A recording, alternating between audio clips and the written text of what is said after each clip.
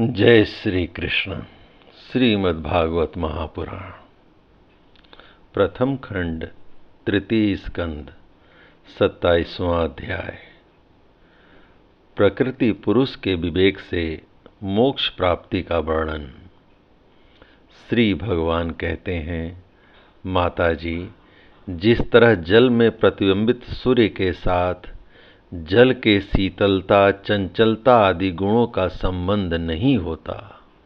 उसी प्रकार प्रकृति के कार्य शरीर में स्थित रहने पर भी आत्मा वास्तव में उसके सुख दुखादि धर्मों से लिप्त नहीं होता,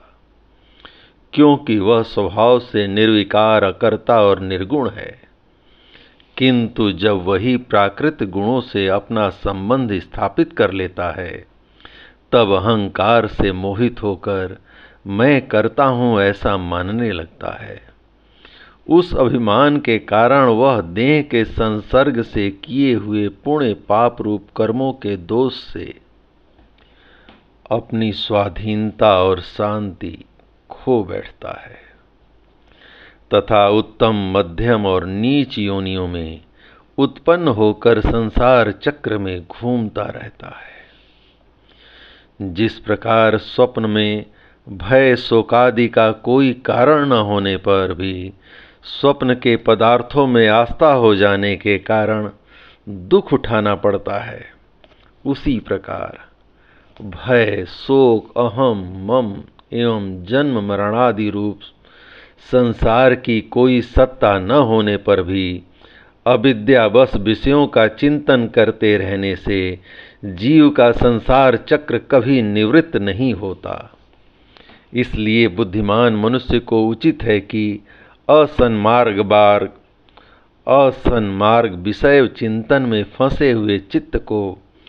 तीव्र भक्ति, योग और वैराग्य के द्वारा धीरे धीरे अपने बस में ले आवे।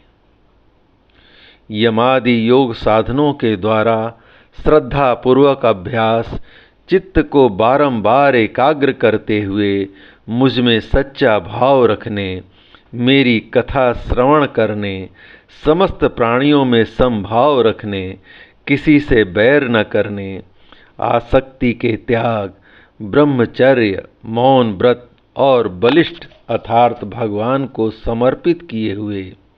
स्वधर्म से जिसे ऐसी स्थिति प्राप्त हो गई है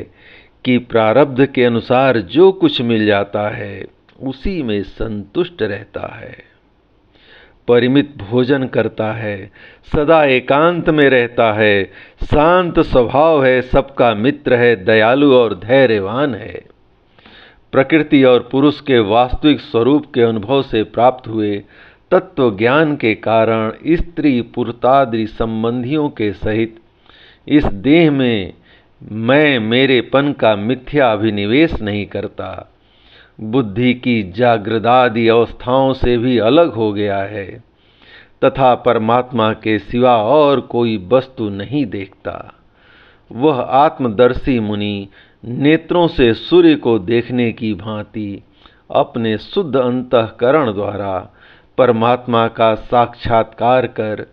उस अद्वितीय ब्रह्म पद को प्राप्त हो जाता है, जो देहादि संपूर्ण उपाधियों से पृथक अहंकार आदि मिथ्या वस्तुओं में सत्य रूप से भासने वाला,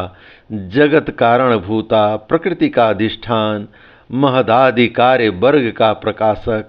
और कार्य कारण रूप संपूर्ण पदार्थों में व्याप्त है।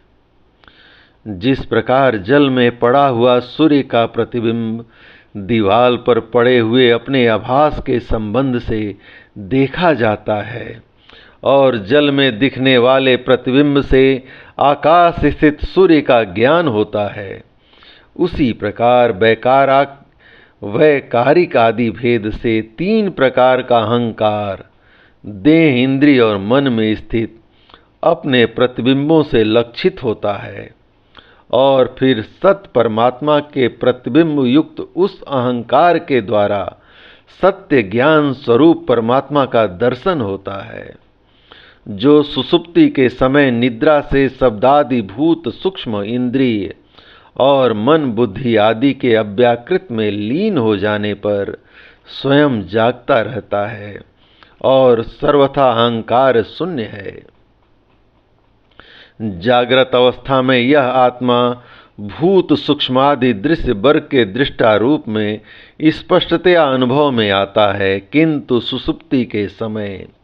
अपने उपाधि भूत अहंकार का नाश होने से वह भ्रमवश अपने को ही नष्ट हुआ मान लेता है। और जिस प्रकार धन का नाश हो जाने पर मनुष्य अपने को भी नष्ट हुआ मानकर अत्यंत व्याकुल हो जाता है, उसी प्रकार वह भी अत्यंत विवश होकर नष्टवत हो जाता है। माताजी, इन सब बातों का मनन करने के विवेकी पुरुष अपने आत्मा का अनुभव कर लेता है, जो अहंकार के सहित संपूर्ण तत्वों का अधिष्ठान और प्रकाशक है। देवहूति ने पूछा, प्रभु, पुरुष और प्रकृति दोनों ही नित्य और एक दूसरे के आश्रय से रहने वाले हैं, इसलिए प्रकृति तो पुरुष को कभी छोड़ ही नहीं सकती। ब्रह्मन,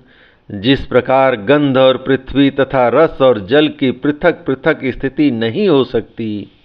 उसी प्रकार पुरुष और प्रकृति भी एक दूसरे को छोड़कर नहीं रह सकते। अतः जिनके आश्रय से अकर्ता पुरुष को यह कर्म बंधन प्राप्त हुआ है, उन प्रकृति के गुणों के रहते हुए उसे कैवल्य पद कैसे प्राप्त होगा? यदि तत्वों का विचार करने से कभी यह संसार बंधन का तीव्र भय निवृत्त हो भी जाए, तो भी उसके निमित्त भूत प्राकृत गुणों का भाव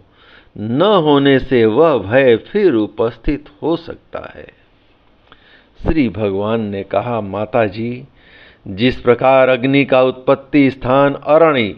अपने से ही उत्पन्न अग्नि से जलकर भस्म हो जाता है,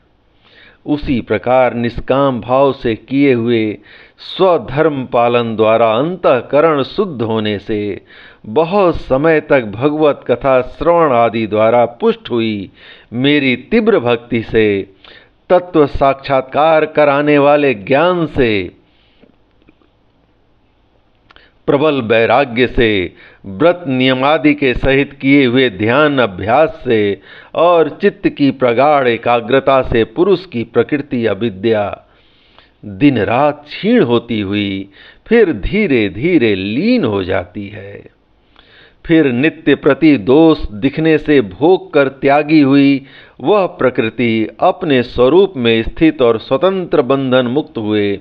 उस पुरुष का कुछ भी नहीं बिगाड़ सकती। जैसे सोए हुए पुरुष को स्वप्न में कितने ही अनर्थों का अनुभव करना पड़ता है, किंतु जग पड़ने पर उसे उन स्वप्न के अनुभवों से किसी प्रकार का मोह नहीं होता। उसी प्रकार जिसे तत्व ज्ञान हो गया है